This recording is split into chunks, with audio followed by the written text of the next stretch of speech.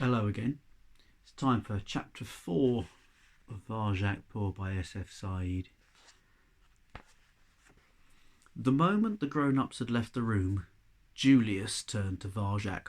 "I know why the Contessa's not here," he said, digging a claw into the toy mouse. "It's because she can't stand to look at Varjak's eyes." Jasmine, Jay, Jethro and Jerome all stood by Julius's side. No one stood by Varjak's side. He was alone and boxed in by the Contessa's empty armchair. "Poor Varjak," said cousin Jasmine, but she was smiling as if it was some sort of a joke. "Why do you always pick on him? I'm sure that he'd rather have green eyes, like everyone else." "Because they're different," said Jay. "The colour of danger," added Jethro. "He's not one of us," concluded Jerome. Varjak ignored them. He didn't even look at them, staring instead into the fire. "The Contessa's not here because she's probably dead. Didn't you hear the Elder Paw?" "That's enough, insect," snapped Julius. "No one asked you, and how dare you speak in family council? You're a disgrace to the name of Jalal." Julius's tail thudded menacingly on the rug. Very slowly Varjak looked up and met his big brother's eyes. His own tail started to thud. "Is that supposed to scare me?" sneered Julius. He towered over Varjak Paw. His claws came out. So did Varjak's. "Fight! Fight! Fight!" Jay and Jethro and Jerome crowded around the two of them. Jasmine watched, grooming her fine silver-blue fur. Varjak shook inside, but he didn't show it. He didn't back off. He'd never had a real fight, and he knew that he didn't stand a chance against Julius, but it was as if something inside him was rising up. Something old and strong and buried deep. Who did Julius think he was? "Julius, darling, he's only a little kitten," cooed Jasmine in her milk-in-the-morning voice. "He's not even a proper Mesopotamian blue," said Julius. He stared at Varjak with devastating green eyes. His pupils were thin slits of scorn, mocking, challenging, daring Varjak to move first. Varjak couldn't. He couldn't even hold the gaze. It was too strong, too sure of itself.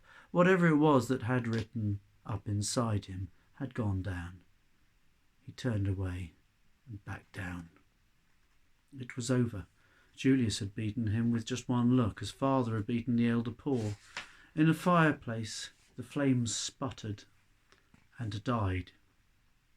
"You're the cause of all this trouble," said Julius. "Apologise for what you've done." "I'm sorry," croaked Varjak. The words were like hot coals in his mouth. "And don't do it ever again, or I'll break every bone in your body." Varjak sloped away from the front room, humiliation scorching his cheeks. A disgrace to the name of Jalal, that hurt the most. He didn't care what Julius thought, but Varjak had always felt close to his ancestor, always loved the tales. He couldn't bear the thought of being a disgrace to him. "You wait," he said to imaginary Julius in his head. "You just wait. One day I'll show you." There was no one in the hallway. It didn't matter if he was caught going out into the garden now. Things could hardly get worse. Varjak went up to the back door. He nudged the cat flap open and slid silently out. The garden was a dark, gloomy place, full of gnarled old trees. They'd bent back on themselves, grown inwards and locked together, making a tangled net of knotted wood. It was hard to see the sky through them. Beyond the trees lay the stone wall that enclosed the Contessa's house and garden. It was so high that no one in the family could imagine climbing it, even Varjak, who could sometimes make it halfway up a curtain before mother or father shouted him down. He drank in the cold night air and peered at the massive wall and the tangled branches, thought he could see a thin white whisker of moon up there, far, far above. "Varjak!" It was the Elder Paw. He was on his own at the bottom of the garden, by the crumbling roots of a dying tree. Varjak padded over to him. "I'm sorry, Elder Paw," he said. "It's my fault, everything that happened. But it's true about the black cats. I swear on the name of Jalal that it is true." His grandfather smiled sadly. "I know that," he replied, And it's not your fault. Not a bit of it. It's them. They don't even want to think anymore. They sat in silence together in the shadow of the wall. Are you still going to tell me the tale of Jalal's greatest battle? Said Varjak after a while. Against Salir of the North. Not tonight, said the Elder Paw. I'm afraid there are more important things to tell you first. You're still young, but I don't think we have much time, and you're the only one who'll understand. Varjak's skin tingled beneath his fur. Even after what had happened in the council, he was thrilled by his grandfather's words. I'm ready, Elder Paw, he said. Then listen carefully. Jalal only knows what this gentleman's up to, but with the Contessa gone, it's more than we can manage. We have to get help from outside. Isn't the world outside full of monsters? Said Varjak. A monster is exactly what we need. A monster called a dog. The tales say they're huge and strong enough to kill a man. Dogs fill the heart with fear with their foul breath and their deafening sound. But the tales also say Jalal could talk to them, so there must be a way to get their help, to scare this man away.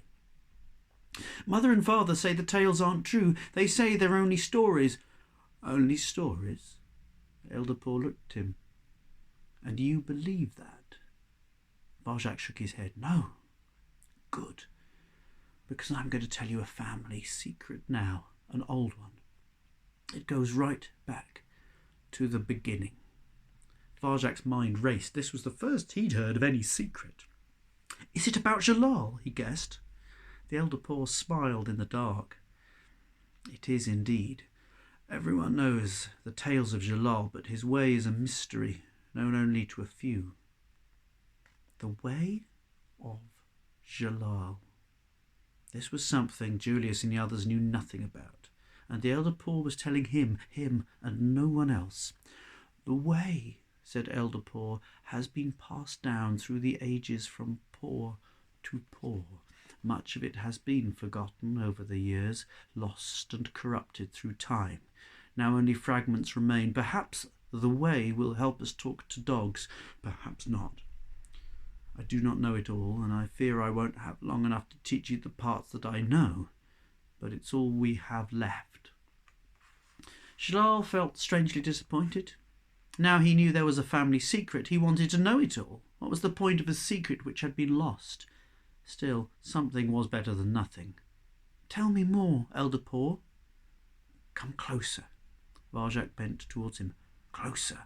And he leaned right over so his ear was by the Elder Paw's mouth. There are 7 skills in the way of Jalal, whispered the Elder Paw. His breath was warm in the cold night air. We know only 3 of them. Their names are these: slow time, moving circles, shadow walking. He rolled the words over in his tongue like it was a new taste. Again.